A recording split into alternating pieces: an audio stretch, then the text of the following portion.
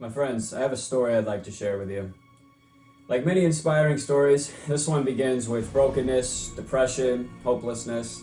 However, it ends with grace, mercy, and blessing. You see, for the better part of about a year now, I've been in a pretty devastating financial struggle. Unfortunately, this is often a necessary part of becoming successful. Sometimes people must fall and suffer in order to develop into the person that they must become to sustain the level of success they desire. And when you decide that you want better for yourself and your loved ones, you strive to be the best person you can be. And when you dare to chase that dream, that decision inevitably brings with it situations in which more new and difficult and risky situations present themselves, and you must make more decisions. For myself, when those situations presented themselves, I often made the wrong decisions, which have led me to suffer the consequences I now face. And if you know anything about financial hardship, you know from experience that the level of destruction it can bring to you as a person. The depression seeps in, you become insecure, you think about things a normal person wouldn't think about. But you do begin to seek a higher power because the comfort of words from family and friends has been completely exhausted. And there's just literally nowhere else to turn to. And that's where our story begins. About 2 weeks ago, from the time of this recording, the weight of my situation just brought me to my knees and I broke down. And I couldn't take the pain anymore. I just had to let it out. And on the way home from work that night, I had a very direct and powerful conversation with God. And in previous conversations with Him, I would often blame Him for my misfortune, even though it was the result of my own foolishness. But prior to this breakdown, I'd been working on my faith again, and so I didn't curse Him or blame Him this time. But as I started to drive home, I began to weep very furiously, and my conversation with Him commenced. I said, God, there are people out there getting away with murder. There are people out there scamming their fellow men for profit. There are people out there with just pure evil in their hearts and yet thrive every day on this planet.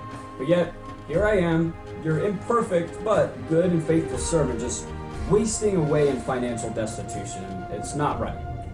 I continued, God, I'm not blaming you. I will remain faithful. I'm really trying down here, but I need you to move now. Not next week, not next month, not when you think the time is right, but now. Please, I cannot take this anymore. And that was the end of the conversation, and I felt slightly relieved, mostly due to the release of frustration. But then the next day came. And halfway through that next day, I received a random message on Facebook from a lady I had never met before. And the message read this: Hi, I was checking my mail, and I noticed I accidentally opened something that wasn't mine. Figured you'd want this. Along with that message was a picture of a check in my name from the Hard Rock Hotel and Casino in the amount of $135.31 the month prior. I immediately feel this chill in my body, the one you get from an unexpected coincidence taking place. And only for me, this was no coincidence. This was an answer to my prayer, a tap on my shoulder from God letting me know He was still with me. How else do you explain it? I mean, how many of you open your mail that isn't yours? I mean, I don't. I just throw it out. But this day, the day after, I completely humble myself and call out to my Father. This lady decides to not only open mail that isn't hers, that she's been receiving for God knows how long, but then goes out of her way to find me on social media and offers to send it to me. Why that piece of mail? And why that day? I'll tell you why. It's not mere coincidence. This is exactly how God moves in our lives. And to all of my non-believers who will call it just coincidence, sorry guys, but the timing is too perfect on this one. And only God can pull off that kind of timing. But even if this is not enough for you, our story doesn't end here. It gets even better. Watch this. About a week goes by, and for whatever reason, even after the faith-building miracle I just experienced, I was still very overwhelmed by my situation. Here's why. At the time, I had received a new and very good job, but it didn't start for about a month and a half. This meant another month and a half of continuous struggle, very inconsistent income, and it deeply concerned me. I had basically no idea how I was going to make it until then. But one morning, I received a message from the wonderful lady in my life, and it contained a sermon in it. I was so captivated by the message that I ended up watching a total of 3 of them. But however, there was a story in one of them that really resonated with me and I related to. It was about a friend of the preacher who was struggling financially and had also received a new job, but it didn't start for 6 months. So One day, about a month after accepting the position, he had this feeling to call and check on the position, even though he still had 5 months till he started. So he called, and interestingly enough, the gentleman on the other line told him, it's pretty funny that you called, actually, because we were going to call you and let you know that we actually need you to start next week. Does that work for you? Naturally, the gentleman was ecstatic and happily accepted the early start date.